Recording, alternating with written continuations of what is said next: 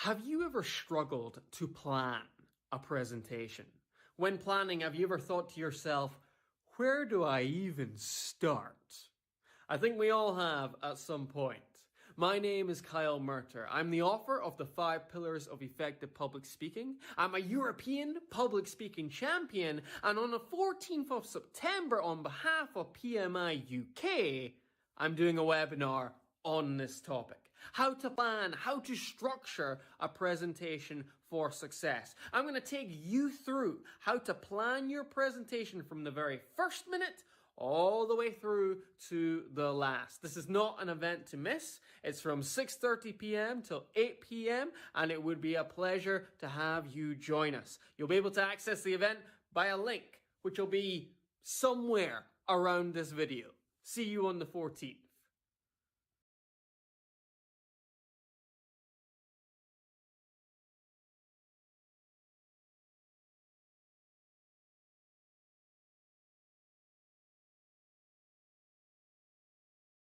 But just to continue my introduction, we're really pleased here at PMI UK to be joined this evening by Kyle Murtagh. Now, for those of you that have never heard of Kyle, well, in short, he reckons he's Scotland's most exciting speaker.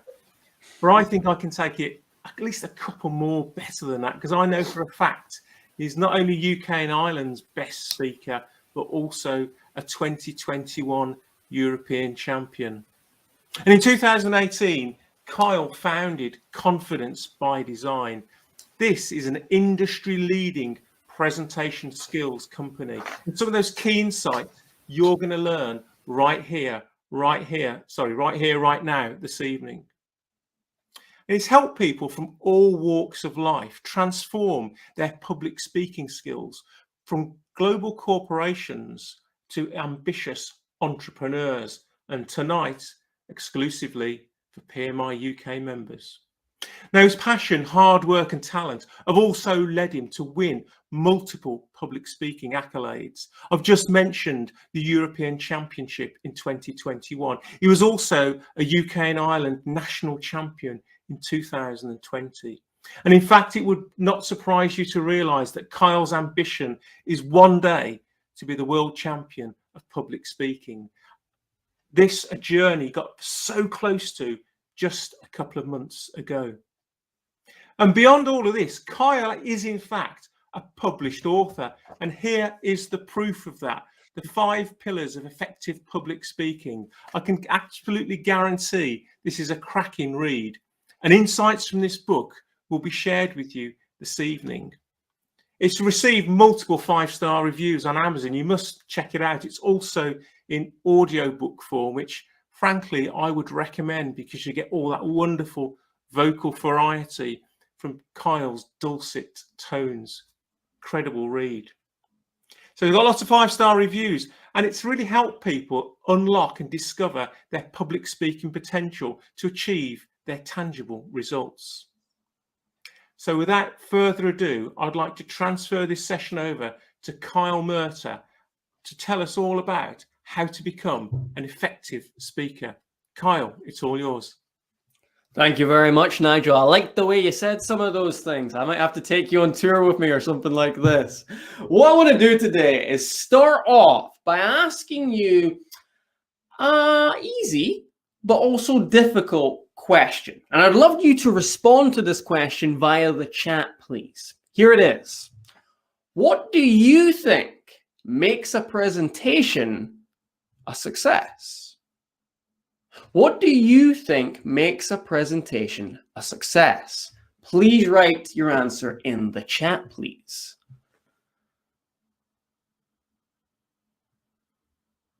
What makes a presentation a success?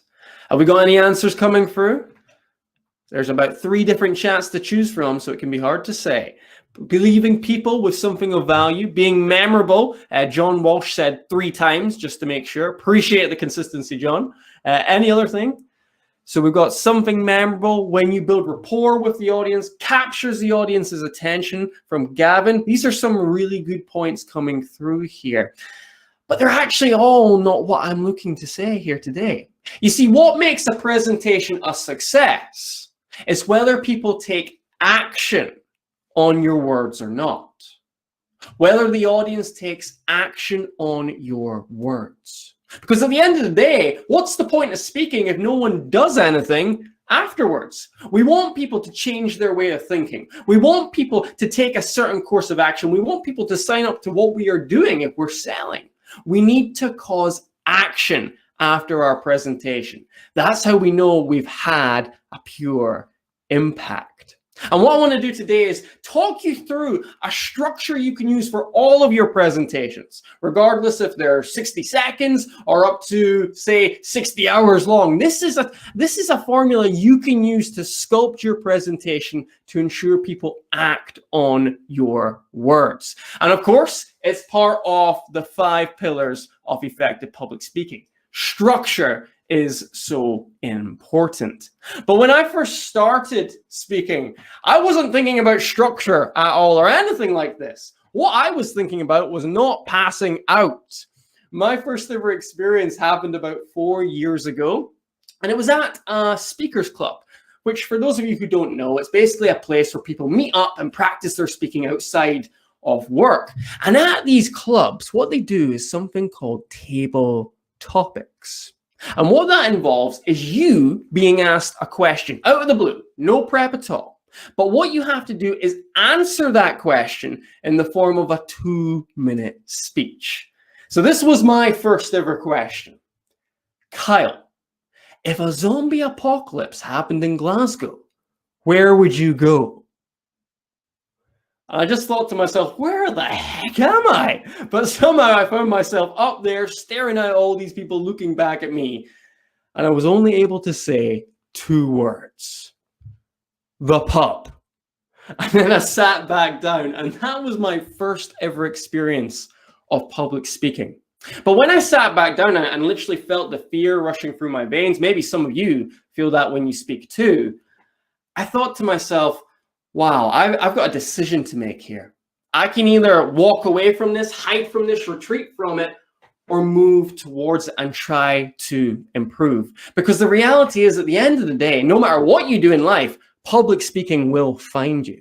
So I decided to go with the latter and started working on my speaking, started doing things weekly to try and improve. And little by little, I started to say more than just 2 words. And I have to say, that decision is the best decision of my life, because it's led to going on to, writing a book, starting a business, all those things that Nigel spoke about. But most importantly, it's allowed me to help a lot of people like you become a little bit better at their speaking, more confident when they speak at the same time, because that's what speaking can do for you. It can give you the confidence to work well in any form of communication.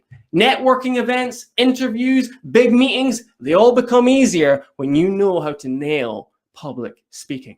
And today we're going to focus on such a vital aspect of speaking, structure. Structure is the key to getting people to take action. So how this is going to work today is we're going to run through structure from the very start of your presentation to the very end. But what we're also going to do is make sure this is interactive. Now, I can't see you right now, but we are going to do more of the chat work, getting you to type things into the chat, because I want you to be involved in this. We're also going to do some breakout rooms or networking rooms on this new system, and it's very exciting. This will give you a chance to mingle and get to know everyone who is here. And there will also be some other surprise activities as well. What I would say is get involved as much as you possibly can, because the more you put into this tonight, the more you will get out of the session. So with that said, let's get kicked off. Now, I don't have many slides today, but I do want to share one with you to get us thinking about structure in depth.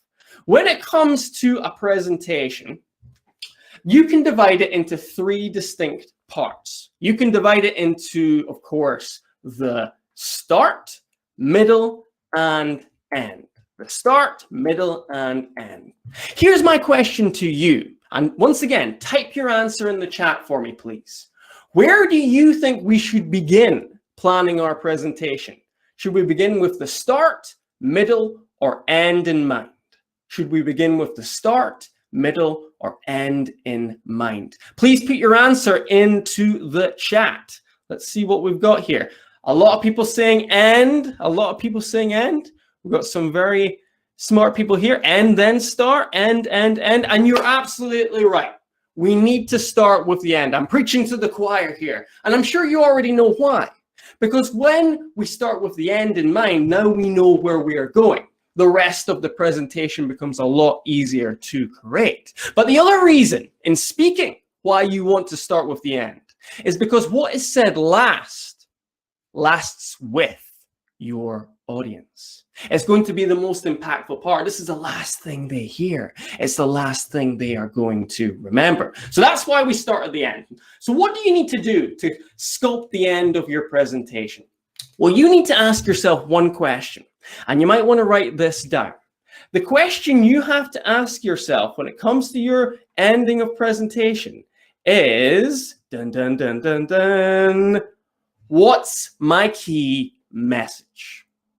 What's my key message? With every presentation, we want to get a key point or idea across to our audience. And it's up to you as the speaker to make sure that point is clear. And the only way to make sure it's clear for the audience is firstly for it to be clear with you.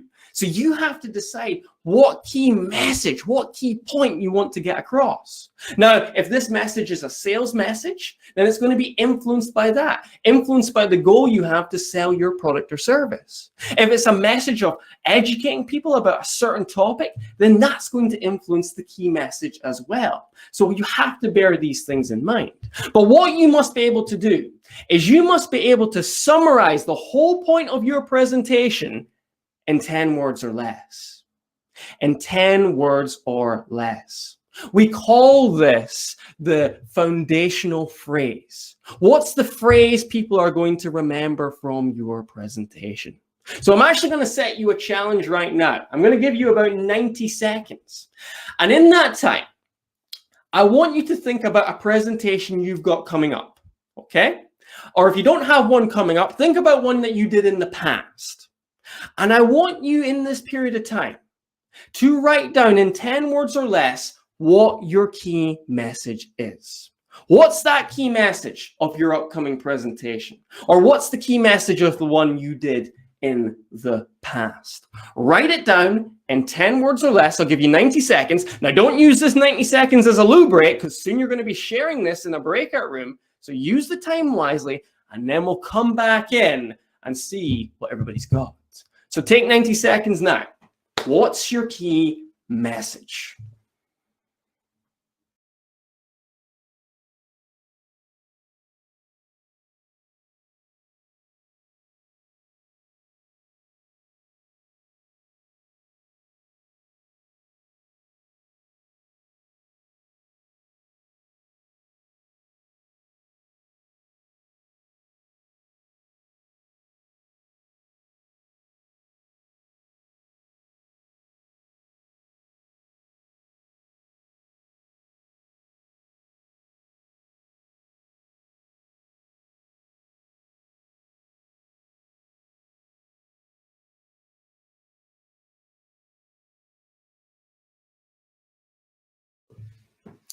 Last 30 seconds.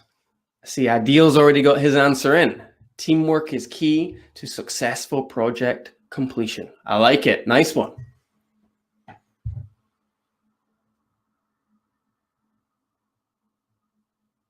Okay, much like what Adil has done, once you've got your key message, type it into the chat. Show everyone what the key message of your upcoming or past presentation is.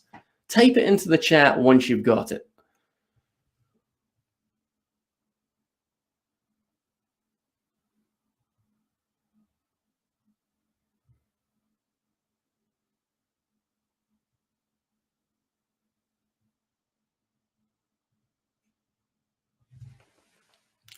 The first impression is the lasting impression. Nice one there. Here they all coming in. Final point on benefiting, on doing things the right way. Okay, like it. Treat others the way they want to be treated. Almost caught me out with that one, Nigel. Good job there.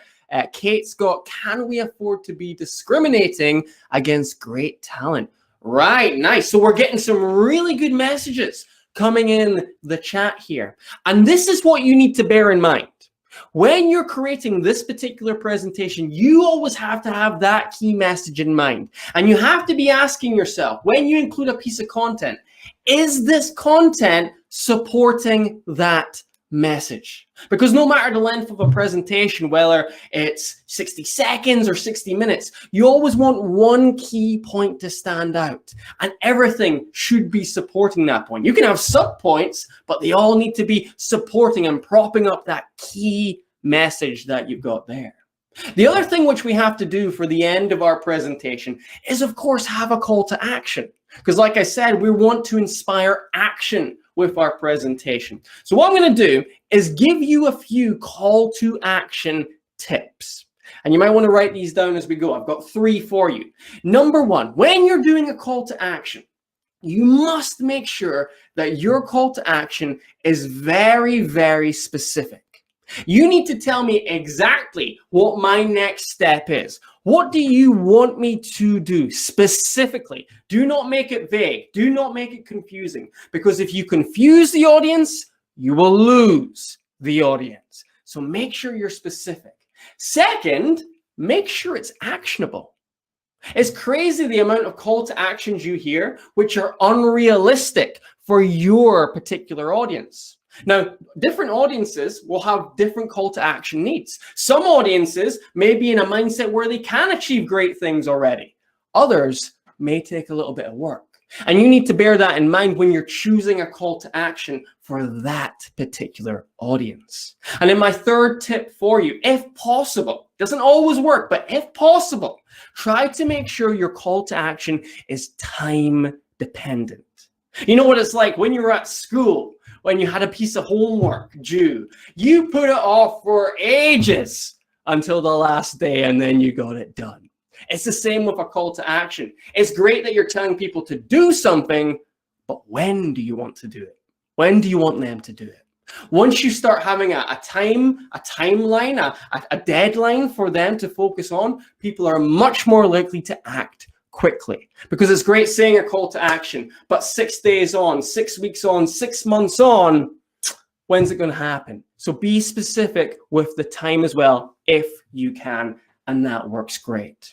Okay, so a few call to action tips there. Number 1, be specific. Number 2, make sure it's actionable. And number 3, time dependent if possible. What I want you to do now is go into the networking feature. And with a partner for 3 minutes, I want you to try to come up with a call to action which helps with that particular message you chose. So you've got your message, you've got your foundational phrase. What's the call to action based on that foundational phrase? So for example, Nigel had treat others how they want to be treated. What's the action we can take to make that happen? Think about your own foundational phrase and what call to action you can have, which is in line with that. So Merv, could you hop onto the screen and just tell everyone exactly how to get into the networking room and out of the networking room, and then we'll get things kicked off?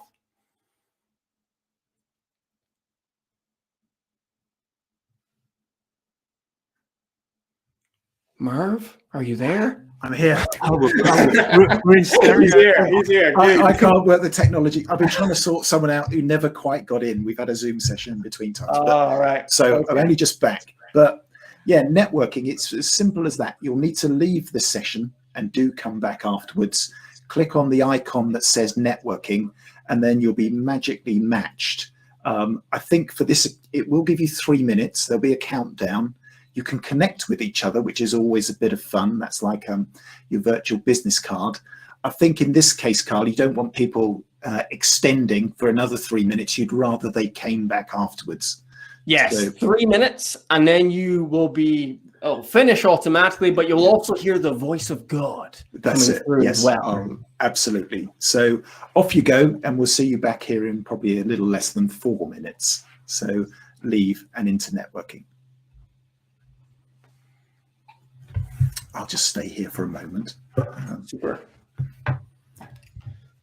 It's interesting. You never know, what people are doing because you can't see them. It's interesting. No. It's kind of it's a bit of a it's a trade-off, I suppose, in terms of that. But through moderation panel, you should be able to bring them in. There's a lot of people sitting in the panel at the bottom. I don't know if there have been requests to join, but yeah, and people-wise, we've still got a reasonable number in here. So I don't know that I can see how many are in the networking without going in there. Yeah, that's okay. So I see there's 3 different chats. So I want to stay in the session chat. Is that right? That's right. Yeah. Yes. Yeah. So in fact, to kind of clarify things, we should have turned off the event chat, I think, and turn off things that we're not using. So like the polls, we're presuming, are you using the polls or not within this? No, we'll leave the poll function today. Yeah, we'll leave that for now. So I can turn that off, and I can probably turn off the event chat as well. Just makes it a little bit clearer.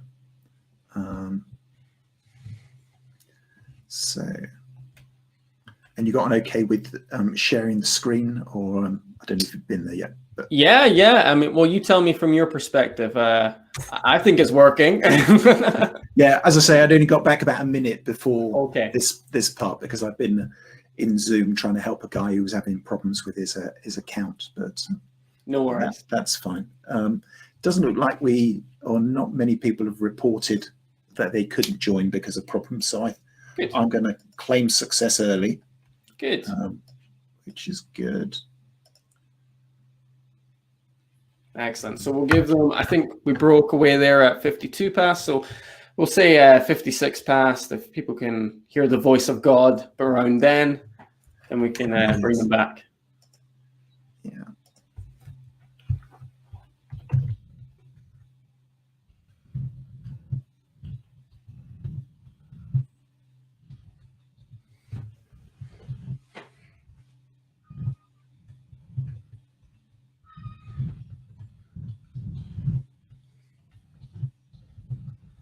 How many have we got in the session in total, Merv?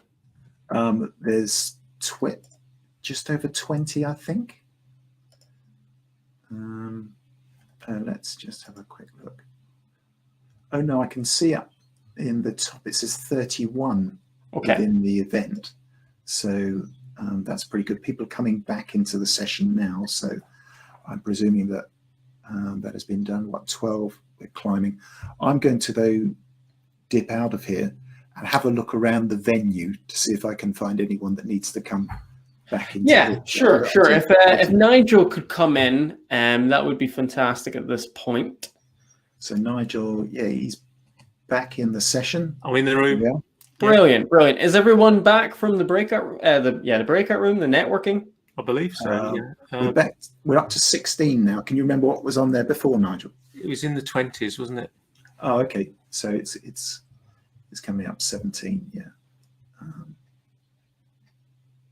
That's going to be pretty close. Right. I'm going to leave us temporarily, go and find others. But yeah. Okay. We'll kick things off again from here. So hopefully that gave you a little bit of time to kind of sculpt what your call to action could be for that particular presentation. And I'd love to give you an opportunity to actually share what those call to actions were. It'd be great to hear some of them. So Nigel, I don't know if we can ask people to share their video and come up and tell us what their call to action is. Is that possible? I believe it is. We are in test phase at the moment. So if any folks out there want to join in with video and audio, I think you just need to request it from your desktop, or maybe just put it into chat right here, right now. But it is possible to do, I believe, Kyle. So if anyone is brave enough to join us in the open forum here, then please do. I can see there's a bit of stuff in my eye line here, Kyle, that's going on in chat at the moment. So let's see who's going to come through. I'll just disappear so I don't take up the screen. But yeah, no problem at all. Adil, welcome. Brilliant. Hello, everyone. Hi, Kylie. Hi, Nigel. Hi, Adil. Great to meet you, my friend. So, what did you come up with in your breakout room? What's your call to action, my friend? So I was with John actually. So my key message was in the chat that teamwork is key to successful project implementation. Now, depending upon which phase of the project you are, so let's imagine that you are basically kicking off the project and you want to convey this message that it's a long project and teamwork would be essential that to successful implementation. So next section will be, I will be assigning myself a task that I will be facilitating a team bonding exercise, because usually in the projects you kind of create a team and people do not necessarily know each other. So people coming from different departments, you have hired externals and consultants, so they're going to be form of team. And one thing that you would like to start with is building trust amongst themselves. So either basically you facilitate this session or you reach out to your learning department, HR department, who can facilitate hiring external services to conduct this session. So that would be kind of first action for myself. So I'm setting up an example that I have basically asked for something and I'm starting with an action with myself. Brilliant, brilliant. So not only are you giving the audience an action to talk to their person who deals with HR and can get you in, but you're giving yourself one too. A double whammy. Love it. Fantastic, fantastic. And it's all supporting your key message. That's the main thing, Adil. Yeah. Terrific work there. Fantastic. Would anyone else like to come forth and share what their call to action was? Maybe one more person? I don't know if I've got the power to approve, Nigel. I don't know what the crack is with that. Or if anyone can just, here we go. Oh, no, you don't want to see me. I'm just waiting for people to raise their hand, and either myself or Jose can let them into the room like Adil did, but I'm not seeing. Fantastic, fantastic. So maybe one more person if they want to come forth.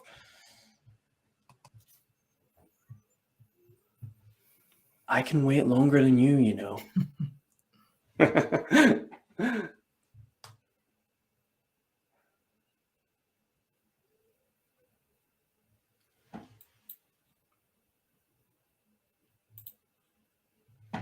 Okay, then, if no one wants to share their call to action, fair enough. What I do want to do now is just summarize what we're doing at the end of the presentation. So the idea here is, firstly, you define what your key message is. You sum that bad boy up in 10 words or less. If it's more than 10 words, it's going to be less memorable for the audience. If your message is 52 words, no chance of anyone remembering that. So that's why we condense it down to 10 words. Then from that, you want to create a call to action, a CTA, which will get people to act on your words, because that's what makes a successful presentation.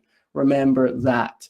Okay, what I'd love to do before moving on to the next part of the structure process is give you an opportunity to ask any questions about the end at all. I don't know if we had any questions in the chat during that sequence, Nigel, at all that need to be answered. Yeah, we did have one question come in, Kyle. It was related to the first part of what you spoke about this evening. But in a speech or a presentation that you do, how many points should you aim to get across?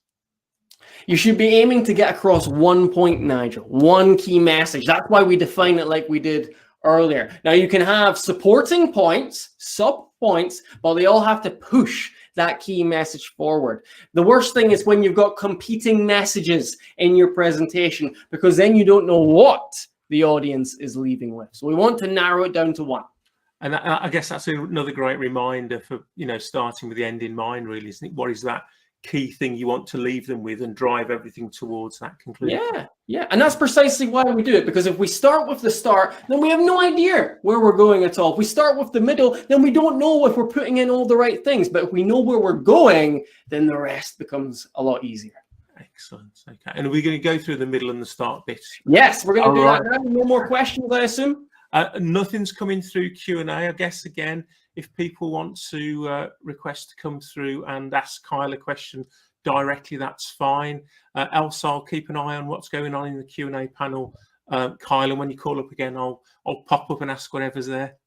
Yeah, excellent stuff. So yes, please put your questions into the chat throughout today, and we will have these Q&A sections at the end of each of the 3 sections you saw, the start, the middle, and the end. So we've got our ending in mind now. We know where we're going. Now what we can do is what many of you said in the chat. We can now hop back to the start of our presentation. We can hop back here. Now, when an audience see you for the first time, right? When you're in a situation like this and the audience is in front of you, these people right here, all of them are thinking one thing. They've got one key question in mind. My question to you is, what do you think is the one key question your audience has when you stand up and speak? What's the question your audience has in mind when you stand up and speak? Please put your answers in the chat. What are your audience thinking when you stand up and speak? They've got one question in mind. What have we got coming through here? See one from Nigel. What's in it for me? When's the coffee from Chris? What he has to say. Why do I care about this? Any risks for their attention? Do you know the subject matter? Why should I listen to this speaker? And yes, it sounds like a lot of you have got the gist. The key question they have is, why should I care? Why should I care? And what we've literally got to do as speakers is we've got to earn our audience's attention. Nothing is given in presenting. You have got to earn their attention. And the fastest way to make audience members care about what you're saying is to either bring up something that they want, their wants, or to talk about their needs. So let's talk about both of these right now. Wants. These are desires that your audience has. These are goals that they have. These are the places that they want to reach. And it might be worthwhile the next time you go into your presentation to ask yourself, what do my audience want from this? What are their goals going into this? Because you could potentially bring up something at the very beginning, which strikes a nerve, grabs their attention. The other side of this is, what are their needs? What do they need right now? What pain are they going through right now? If you bring something up which is an antidote to that, that's going to grab their attention too. So the key thing here is you have to earn their attention. And you can find out how by asking yourself, what do my audience want? Or what do my audience need? And if you're finding it hard to answer that question, ask them. We've got great things called Google Forms now, and you can send them out to your audience beforehand, get some feedback, and then create your presentation around that. But you've got to have your audience in mind when it comes to your start, when it comes to creating your hook. The other thing is the mechanics of your hook. So with a hook, I call these the 2 C's. These are the 2 ingredients to a great hook. You've got to give the audience, firstly, context. You've got to give them a rough idea of what is coming up, okay? They need to have a sense of where the presentation is going from your opening words. But secondly, you need to create curiosity. You need to get people to lean in, to want to hear more. Now, that second part is a little bit more challenging.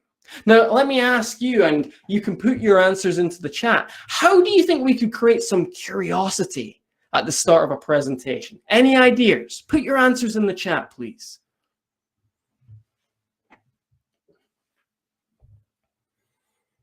Amazing fact, that's a good one.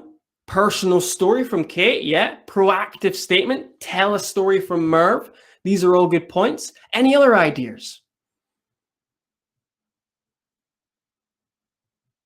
Add some listening bait. I like that instead of clickbait, Jason. Very nice. An intriguing question. So yes, we've got questions, we've got statements, we've got shocking facts as well. What you can also do is you can actually get the audience physically involved in your presentation. I have a speaker friend called Alf, and what he does, and this was before COVID, bear in mind, is at the start of his presentations, he says, raise your hand if you like getting a shoulder rub. So all the hands go up because everybody likes a bit of R&R now and again. And then what he says is, okay, stand up for me, and I want you to turn to your right. And everybody stands up and turns to the right. He then says, place your hands on the shoulders of the person in front of you, apply some pressure, more, then get in there, give them a good shoulder rub. And then, of course, a bit of laughter, a bit of discomfort fills the entire room. And then when he sits back down, he says, right, now that you're loosened off, let's talk about anxiety. So that's his way of finding a way to fully get the audience involved in his opening. Now, you don't have to do as many things as that to interact, but simply getting them involved in the presentation is a great way to engage your audience. So the key point here is you have to give the audience some context, give them a rough idea what's coming up, and you have to give them some curiosity. You have to say something or do something which makes people lean in at the same time.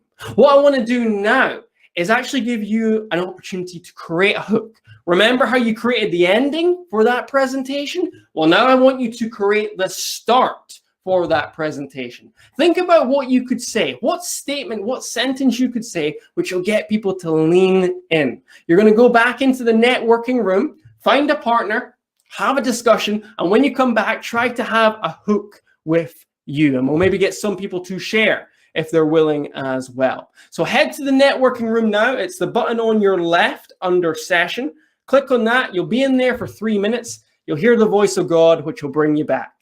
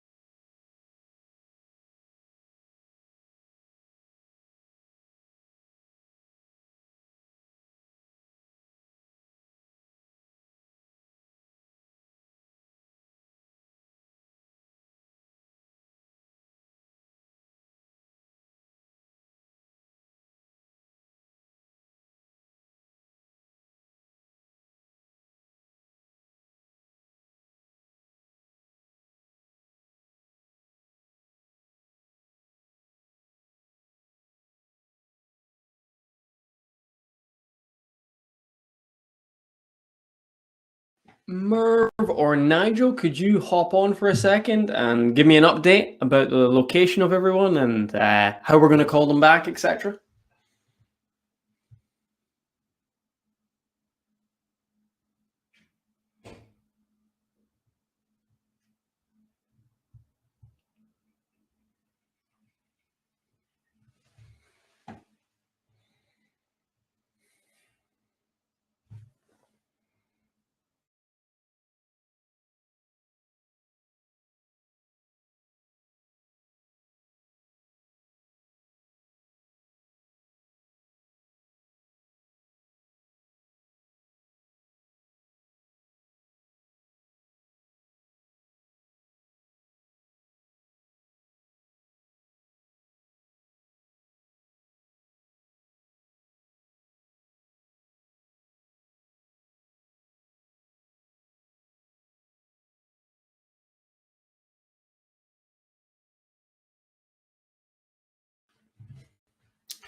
Okay, I think we've got quite a lot of people back now. Merv, can you let me know if everyone is back? Who needs to be back? I think, well, we're 19. I think we should wait just a few more moments. We got, I believe, just before networking, we might lose one or two, but yeah, so 19.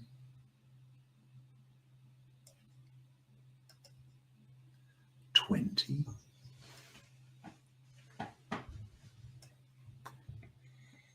Yeah, I think soldier on. So Okay.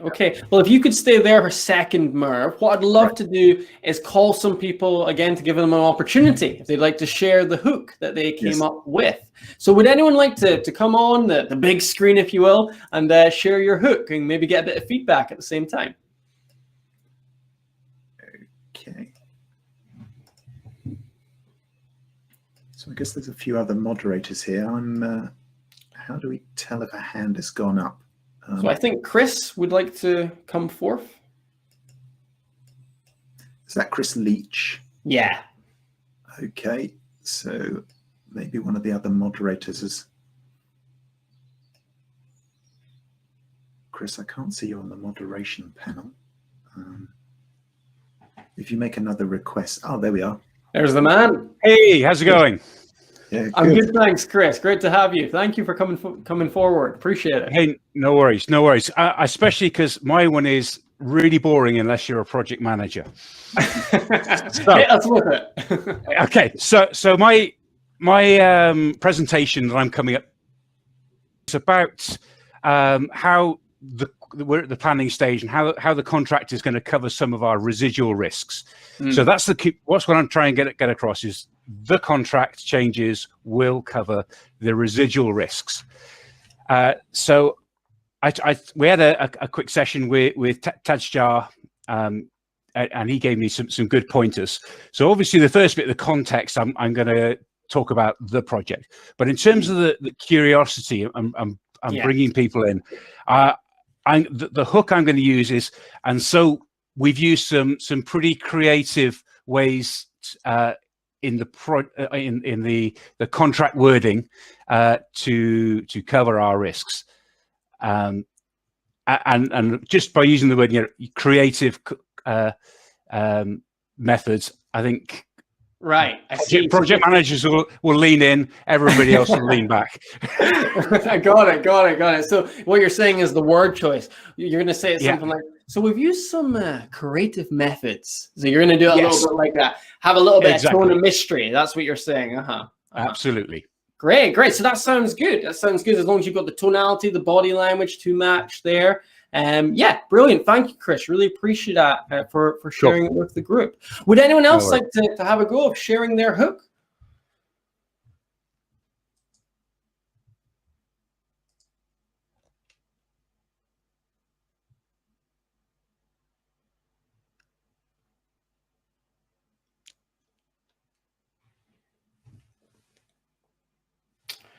I'll give it about 10 more seconds and then I'll move forward. Unless Merv or Nigel interrupt me.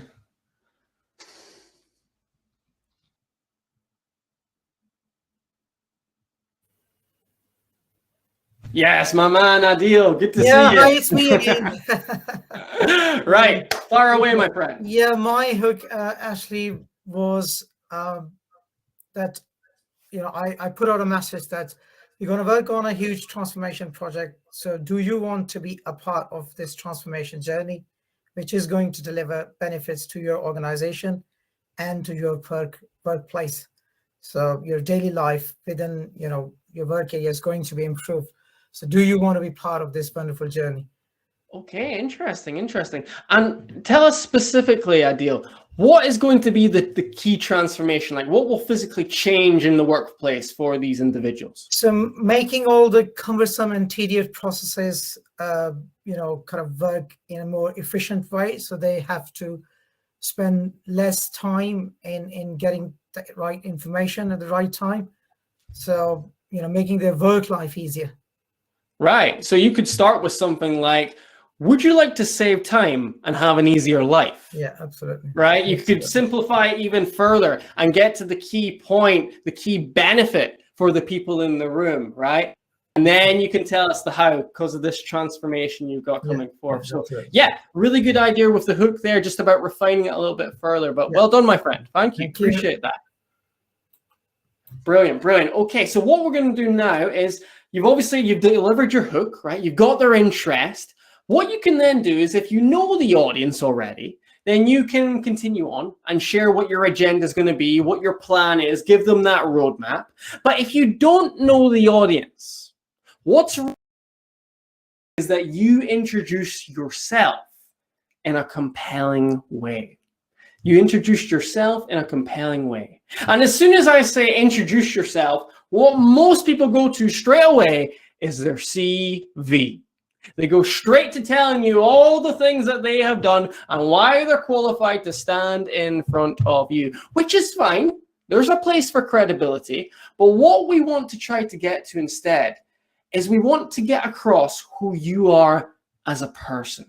Because we connect as human beings on emotions. We don't connect on CVs. We connect on stories. So what you need to do is you need to share a story about yourself, which gives the audience insight into who you are as a person.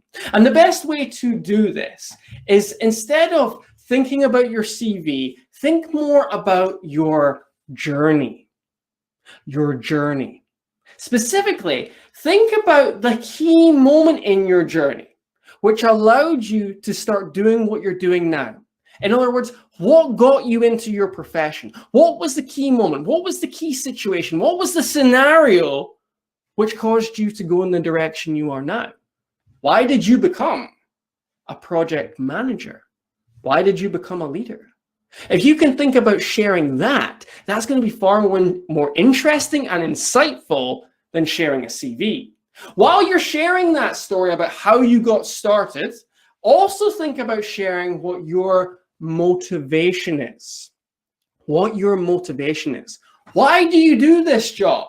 Why do you care, in Adil's case, about saving these people time and making their life easier? Why do you care? That's got to come across too. Because what this can do is you can actually connect with the audience on your goals, on the reason why you do things. So you want to verbalize that when you introduce yourself. Stay upright why you are here, what you care about, what you stand for at the end of the day. And then the last thing you can share, and it's a bit of a side note, but it can be really useful, is share what you have learned to the audience. So you've been on this journey to getting to the point you are now. What is the key thing you've learned all along the way? What key piece of value related to your topic can you give at the very beginning of your presentation? What gem do you have to share? That can be extremely helpful for the audience too. And if you start doing those things, if you share more of your journey than your CV, if you share your motivation, and if you share a gem or two at the start, that is going to help you build much better rapport with your audience than talking about all the things you've accomplished. There's a reason I told you about my worst ever situation when it came to public speaking, right? I wanted to connect with you on that. It's a lot more relatable than talking about anything I've achieved since. You should be thinking about doing the same when it comes to making your introduction to an audience. I'm going to pause there because that's what we need to do at the start of the presentation. We have our hook, then we introduce ourselves or we carry on with our agenda. Nigel, do we have any questions in the chat at all about any of the content covered in that section? Anything to answer? We don't. Nothing has come through on that particular section, Carl. Although I might ask, because with Ian talked about the start of this, is there a point at which where you're going to signpost people to tell them what you're going to talk about during the course of what you're going to say? Or does that? Yes.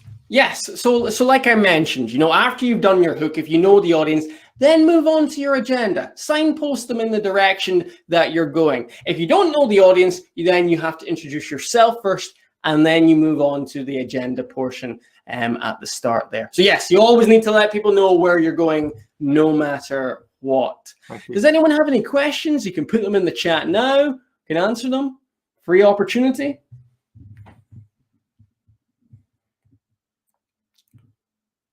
Objectives of the day, absolutely. Want them to be included.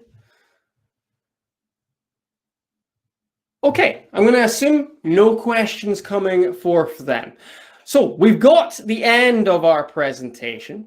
We've got the start of our presentation. What we now need to look at is the middle of your presentation. The meat of the burger, if you will. So what do we do in the middle of our presentation? Well, you know something? That's a very difficult question for me to answer because many of you might be delivering many different presentations. What you do in a sales presentation is very different to what you do in a workshop, for instance. So I don't know your specific scenario, but I can give you some guidelines to follow, which will help you no matter what presentation you're doing, no matter what type it is. You should be looking to include some of these things to get the most out of your audience and ultimately to get them to take action on your words. And Nigel actually brought one up before he left the room there. One thing which you definitely want to do in your presentation is you want to signpost. But you want to signpost your content in the middle. In the middle of your presentation, you may have many points, many things on the agenda that you want to go through. But what you have to do is you have to ask yourself, how can I make this information memorable? How can I make this information stand out to my audience? And the best way to do that is signposting through either using numbering or acronyms.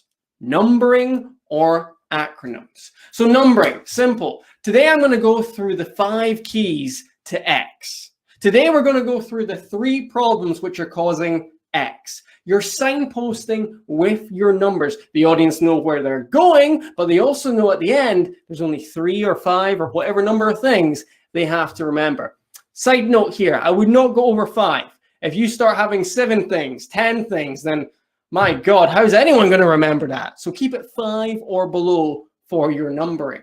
The other thing you can do is you can create acronyms. Create acronyms that connect your content. So I do a whole webinar, a whole workshop on body language. And one of the key principles that I like to teach people in body language is SEO. And that is not search engine optimization. That is smile, eye contact, and open.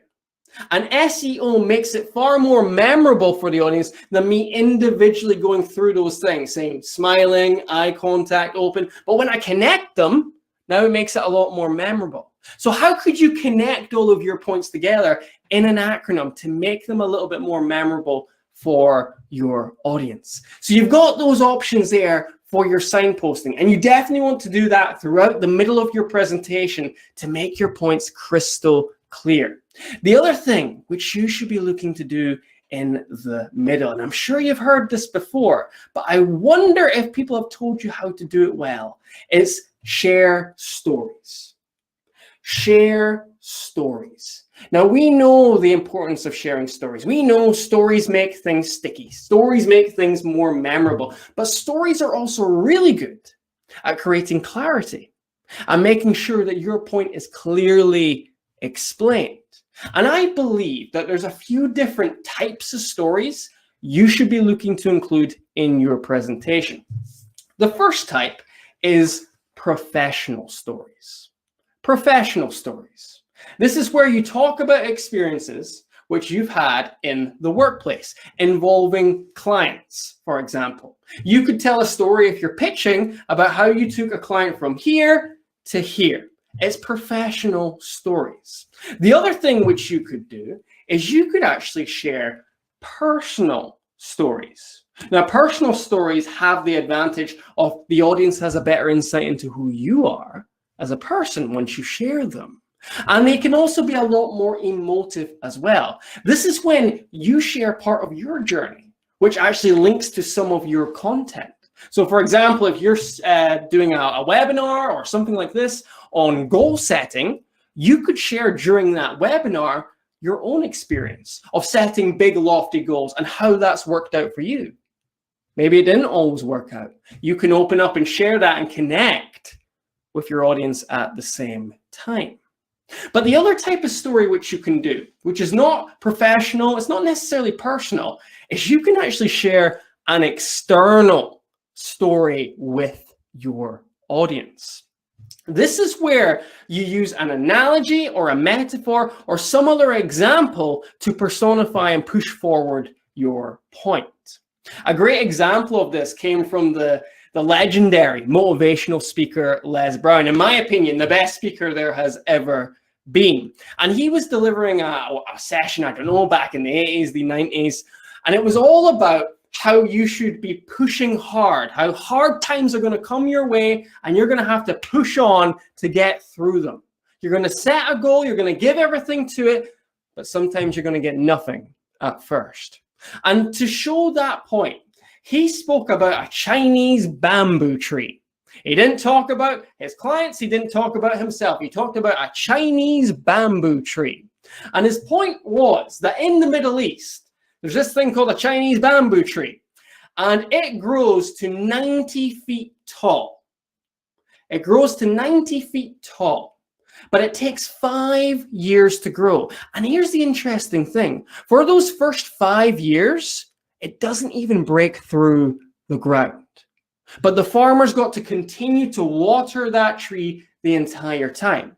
And then within the space of 5 weeks, just 5 weeks, it grows 90 feet. So let's pose the question. Now, did the tree grow 90 feet in those 5 weeks or in those 5 years? The answer is obvious. It was in the 5 years. And that's what it's like with your goals as well. You have to keep watering, keep nurturing your goals, and then eventually they'll break out of the ground. So he used that external example to push forward and explain his point. So you could think about doing the same.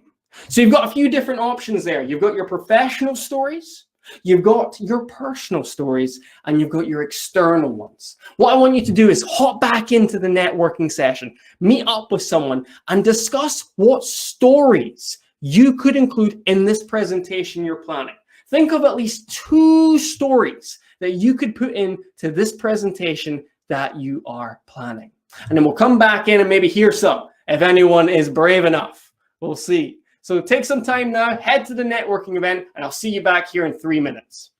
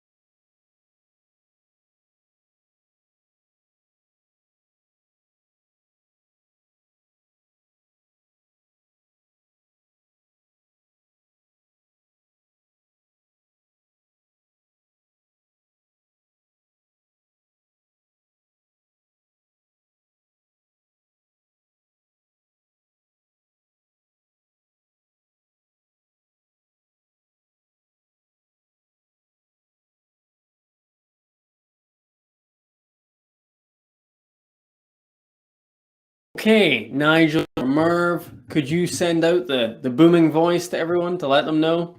Oh, I thought you were going to say, "Can I join you?" I can send a booming voice too, but their sessions would have, if they were well behaved, their sessions would have finished at 3 minutes, and they'll be back. And I can see number-wise. Yes, numbers are 18, creeping up. So we're probably just about there. So yeah. Okay, fantastic. Well, you can stay there a second, Merv, because Right, what I want to do is give some people an opportunity to share a story or two if they came up with something in that breakout room. So would anyone like to come forward and share a quick story with the group? Nothing to lose here. Get a little bit of feedback. It's all public speaking at the end of the day. Any takers? Maybe we'll get the same old faces, but I'm looking out for to moderate people. Oh, someone new.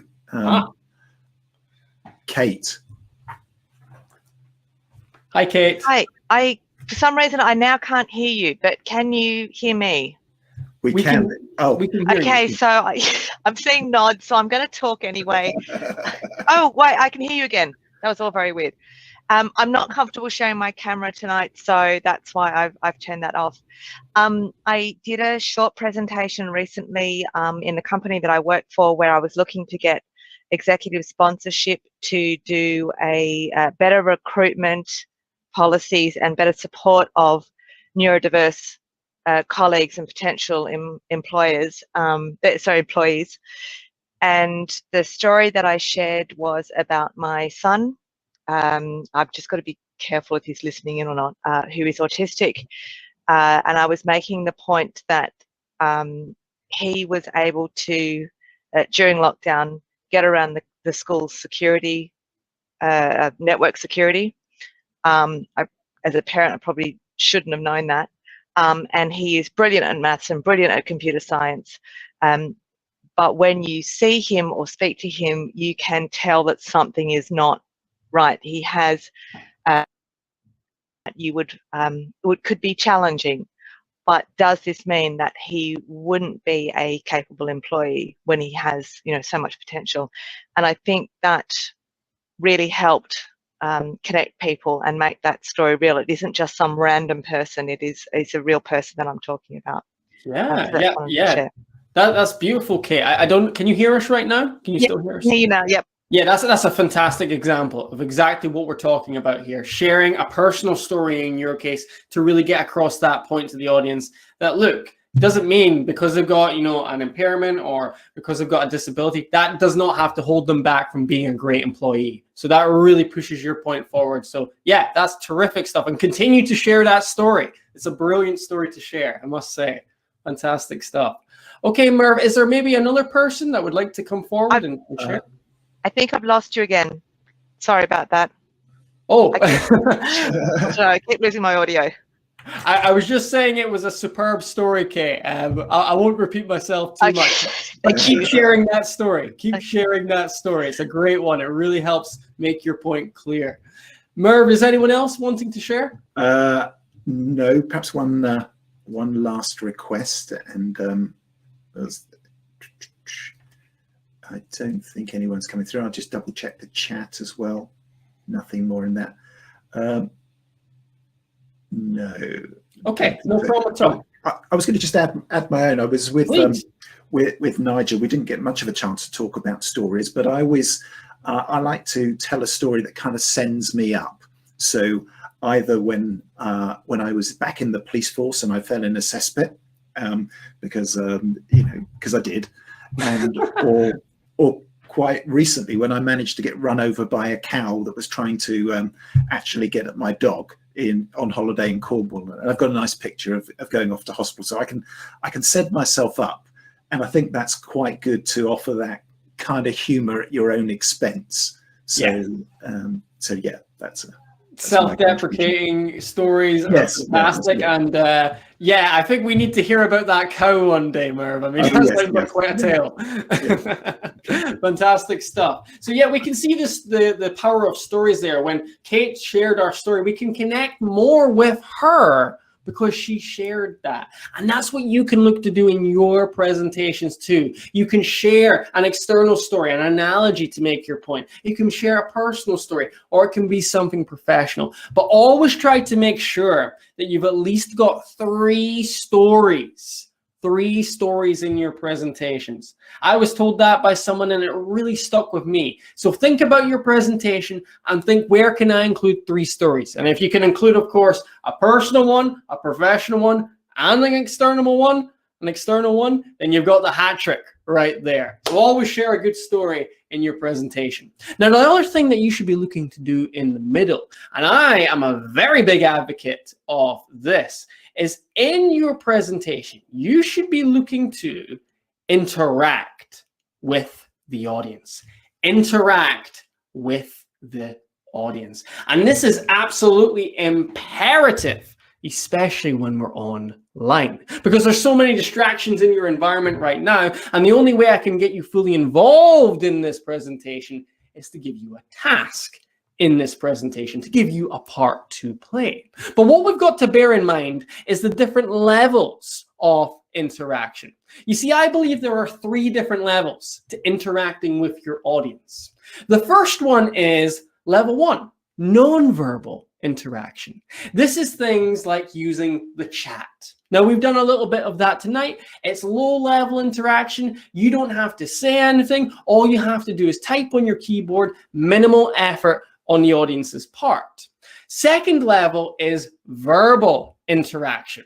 Now, we've done this a few times tonight already. This is where I've got people to speak during the presentation. Requires more effort, and as you can see, a lot more people are less willing to come forward, but it has its place too. And then the third level is shared interaction. This is when you use breakout rooms online, or when you get people to discuss things in group when you're in person. But my key point here is that you should be looking to include all 3 of these levels of interaction if your presentation is long in length. Now listen, if it's a short presentation, if you're only speaking for say 5 minutes or so, then maybe just some or an audio interaction. Level 1 will work well for you. A little raise of hands now again will be fine. But if it's a longer presentation, like tonight, then you should be thinking about including all 3 levels of interaction, shared and verbal. That way you're giving yourself the best chance of having your audience fully engaged in your presentation. Doesn't matter if it's online or in person, we always need to interact, because this is not a one-way conversation of me just speaking at you rather. It's me speaking to you, and you got a chance to respond back, and that's what interaction does. So there you have it, a few different things for you to think about for the middle of your presentation. Like I say, every presentation is different, so it's hard to be specific, but if you can start to include those 3 things of signposting, sharing some stories, and interacting, you're going to have a very engaging presentation, which of course at the same time pushes and encourages your audience to act on your words. I'm going to stop there. We're going to come to our final Q&A of the evening. Nigel, do we have any questions? Do we have even one question which I can answer tonight? We don't, but I do have one to share with you right here, Carl. You mentioned all about the amazing stuff that you do in the middle of your presentation, and I fully concur that the interaction and getting people to talk and going to separate breakout rooms and stuff. The one question I've got about all of this is, how do you control the time of the session when sometimes you can't necessarily control the interactions with the crowd, or the audience rather, particularly when it's going off in a really interesting direction? How do you sort of bring it all back in, as it will, so it doesn't sort of go off topic or too tangential? Great question, Nigel. And this links back to what we spoke about in call to actions. Now, you have to remember, in your presentation, you've got actually lots of mini call to actions. You're telling the audience what to do at a specific point. So with every time that there's been an interaction tonight, when you went to a breakout room, for example, I've always told you that you've only got 3 minutes. You cap the interaction. You put a time limit on it. If you don't, then that's when things get spiraling out of control. So always limit the interactions, limit the conversation so people are more focused. Because if you say to people, take as long as you want, they'll spend all day talking about their personal life, and then they'll do the task in the last 60 seconds. Focus people, give them 3 minutes, get them on task straight away. The other thing you can do, Nigel, of course, is you can prepare beforehand in your preparation. You should be making sure that in your presentation, there's enough time for these interactions to exist in the first place. So that's very important too. Thank you. And actually, Kyle, there are more questions, but they're not in the Q&A stack. They're actually in the chat, and the chat's going wild at the moment. So I'm just going to Hallelujah. back up and just say, when is the best time to ask questions in a presentation? How to not break the flow? I think the start's always a good place. Get people intrigued, get them involved in the topic as well. I think you can do questions throughout. Now, you don't want to do too many questions. If you do too much of something, it loses its power, of course. Yeah. But if there's a specific point which you really want people to think about in terms of their own life, add a question there. Get them thinking about that and have a pause to get them really to consider what you've just said and then move forward. So I think you can use them as many times as you want, but there does come a point, right, where too much, it loses its effect. So it's just about bearing that in mind, I would say. Thank you, Carl. Got a question here from Jason. I hope I'm reading this correctly. How do you make information-only type engagements interesting if your only interaction with the audience is final questions and answers? So I guess what that's saying, sorry, Kyle, is all a load of information, then Q&A stuck at the end. Right. So sorry, Nigel, I must have missed that there. Could you give me the question within that? Yeah. How do you make information-only type engagements interesting if your only interaction with the audience is in the final Q&A? Got you. Apologies. Yes. So you might not have the opportunity to physically interact while you're delivering your presentation, but what you can do is still use language. Language is very powerful, right? Using that magic word, you. Talking directly to the audience. I'm talking about you, your problems, your struggles, what you want. If I start bringing up this stuff in my presentation, that is an interaction. That is me talking directly to you. I'm not talking at you. I'm not telling you about me and all the great things I'm doing. No, I'm talking about you and what you want, what you're struggling with. And that's how you can connect without having a physical breakout room, a question, etc. So that magic word, Nigel, you. You. Okay, make it personal. Excellent. Question here from Irv, I think. Can we have a half-time bell in the 3-minute breakout? So something to add on to the hopping list. But there's a really great question here, Kyle, from Kate. And of course, we're all in the virtual age right now, and some of us are starting to go back in person again. But Kate's question is, what have you seen as the biggest differences when speaking to an online audience compared with face-to-face? It's a lot harder to keep people fully engaged. It's a lot harder. I've just started doing in-person presentations again, and the difference in the energy is just incredible. Because as a speaker, when you're presenting online, and especially when you can't see anyone like tonight, you're getting nothing back at all. You're running off your own fuel. And that's why a lot of speakers have struggled who rely on laughs and so forth. But it's the energy, which is the difference, Kate. So what that means when you're presenting online is you have to be on 10. You have to be at your absolute best, giving it everything you've got. But at the same time, you need to interact. You need to use these tools to get people involved, to give them something to do. Otherwise, they'll wander off and have their favorite snack in the fridge, Nigel, So you really got to give them a reason to be at their laptop, to be listening to you. All comes back to earning attention. And that's what we've really got to think about when it comes to online. Have you got time for a couple more, Carl? Yeah, let's do them. I'd like to invite John, if you want to sort of request to come and speak to Carl direct. I know you've got a great question here, John. It'd be much better coming from you than from me. So if you want to request and jump into the moderator, here he is. Yeah, hey Carl. Hi John, nice to see you. Thank you. So my question is, I often present, albeit sort of it's project management, program management type material, but invariably to global audiences. And I just wondered if you've got any sort of quick win or tips in terms of managing cultural differences. You were talking earlier about explaining a personalized story or something like that, but obviously, you've got to be careful, because what's funny to one culture isn't necessarily funny to another. So I just wondered if you had any tips around that, or from your experience. Yes. I mean, humor is the most dangerous thing to use when it comes to a multicultural audience.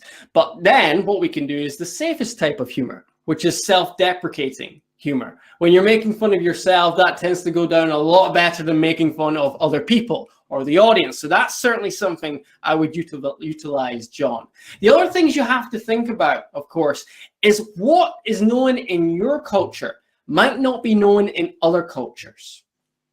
We make the mistake of thinking, because we speak English, that everything we know, especially in the UK, is worldwide, is global, and that's not the case. There'll be things on our TV programs which no one around the world will get. Like if you bring up an Only Fools and Horses thing in a presentation, a global presentation, not a lot of people are going to get that reference. So you have to be careful with the information you're using in that case. So try to think bigger than where you are, is what I would say. Try to keep it mainstream, try to keep it global, and roll from there. And self-deprecating humor is the humor you should be going for if you're speaking to an international audience. Does that help, John? Yeah, it does. Yeah, I mean, I found the self-deprecating that certainly works well, obviously in the UK and across Europe. Less so with the US, I found. Interesting. More confident nation, perhaps, in terms of the way they present, and it's one subtlety that I've noticed. I don't know if any others have. Yeah, and of course you can adapt to that. So if they prefer a different type of humor, a different approach, then you can go into that. If that's something which is within your remit as a speaker, of course, and stays with who you are as a speaker. You don't want to become someone else, but you just want to, move things in a slight direction if you think it will be beneficial. Absolutely. Thank you. Thanks, guys. No problem at all. No problem at all. Thank you, John. And Adil, if you're still in the room, I'd like to invite you to join the party as well. You've got another great question there if you want to break into this small party. And John's just leaving us, I think. But Adil, if you want to jump back in. I'll give you a moment, otherwise I'm going to jump in and steal your thunder and share your question. So I think, here he comes. Hi, Adil. Yeah, hey, it's me again.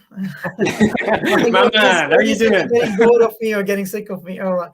So, I mean, it's all great, Kylie. It was a great presentation. So we've got all the tools to kind of take into account when we are working through the presentation. But how do you know actually at the end of the presentation that you have nailed it? The people that you were speaking to, they got your message. You got your message across. What is it that you can do actually at the end of the presentation? Yeah, so two things will help you there. Number one, you might be able to see the difference. Like we spoke about, the goal here is to get people to take action. If they start doing what you said, hey, that was a success. You know it was. Alternatively, if you're not seeing that, what you can do is do feedback. Get feedback forms. And I would highly recommend this. No matter your level, whether you're just starting or you've been doing this for decades, you should be looking for feedback. And you can send out a simple link on Google Forms now. If you want to go old school, you can print your own out and hand it around the room if it's in person. But getting that feedback will tell you how you are coming across. Get the audience to rate you out of 10. From 1 to 10, get them also to rate the impact. Ask them, what's my message? Have that as one of your questions. See what they come up with. If lots of different answers are coming in there for what your message is, well, then you didn't achieve the clarity you were looking for. So that's the best way I would say to evolve and to improve, Adil, is to get those feedback forms going. Is it a good idea to kind of, when you are presenting, to identify some people who didn't seem to get your message or who looked pretty alienated from what you have just said, maybe reach out to them after the meeting or kind of have one-to-one meeting with them? Is that something that you would recommend? It can be. I would be reaching out to everyone because looks can be deceiving. I mean, I've had people in presentations who've been giving me this, who look like they want to see me in the alleyways after this is done. And then they stand up at the end and they said they loved it. So you never truly know until you ask. There could be someone beaming with a smile, but really they're a psychopath underneath and they hate you. So you just don't know, my friend. So that's why we ask everyone. We ask everyone and we find out from there. Okay, great. Thank you.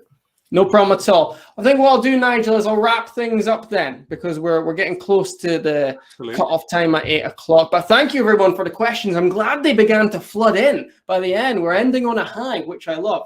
Here's our last activity of the day. So now you should have a plan for what your presentation looks like, okay? You've got the start, you start with a hook, you introduce yourself, you introduce your agenda, then you move on to the middle, you're signposting, you're, of course, you're sharing your stories, you're interacting, and then at the end, you've got that call to action, what you want people to do next. Here's our last activity for the day. I want you to identify the biggest thing you've learned today, the biggest takeaway, which you believe will make a huge difference to your next presentation. What will make the biggest difference to your next presentation? Write that down for me right now on your paper and also in the chat. Put into the chat the key point, the key takeaway you're going to remember and look to implement after this presentation.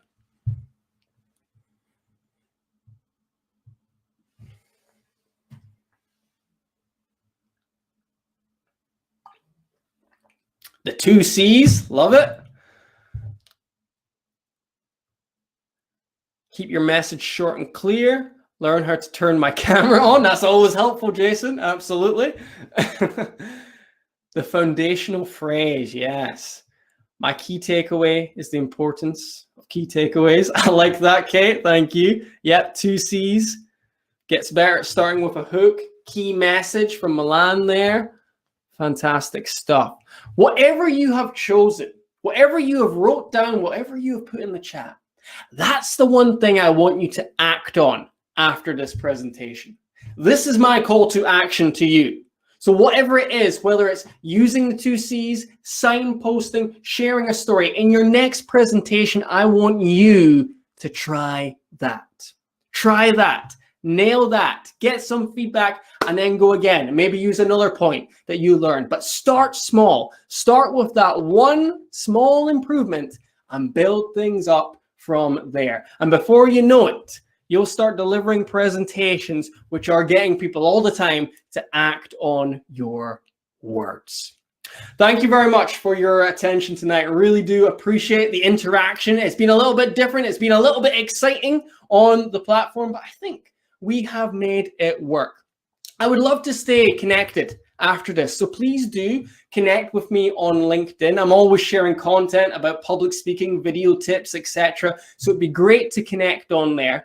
And of course, if you're interested in improving your own skills a little bit further, or if you think your organization would be interested, then it'd be great to reach out. It'd be great to connect with you and have a virtual coffee and hear more about what your company or what you are looking to achieve. If you'd like my email address, there it is. Take a note of that, send me an email, and we can get something set up going forward. Kyle@confidencebydesign.co.uk. But above all, what I want you to do after today is take action on that one thing you wrote down. And if you can do that, if you can act on these words, then this presentation will be a success, because that's what makes a presentation a success. Action. Have a good night, everyone. Get home safe, and hopefully we'll catch up again soon.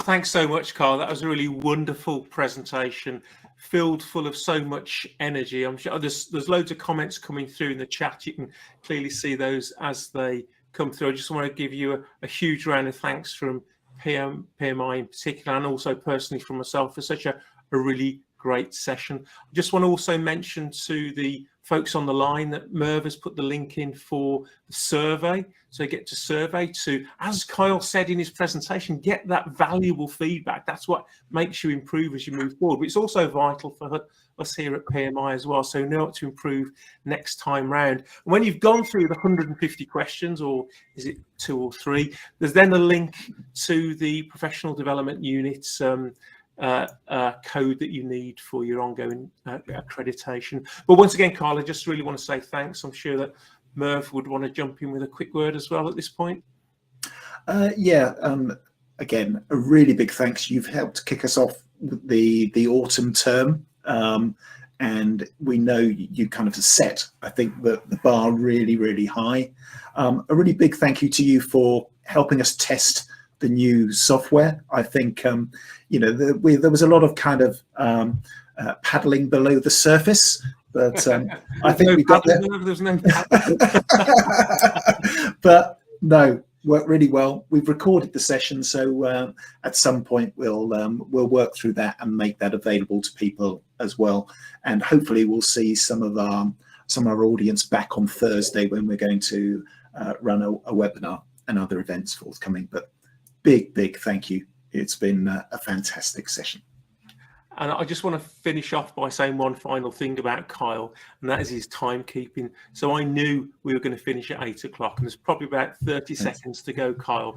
So I'm going to let you have the last word for our audience tonight.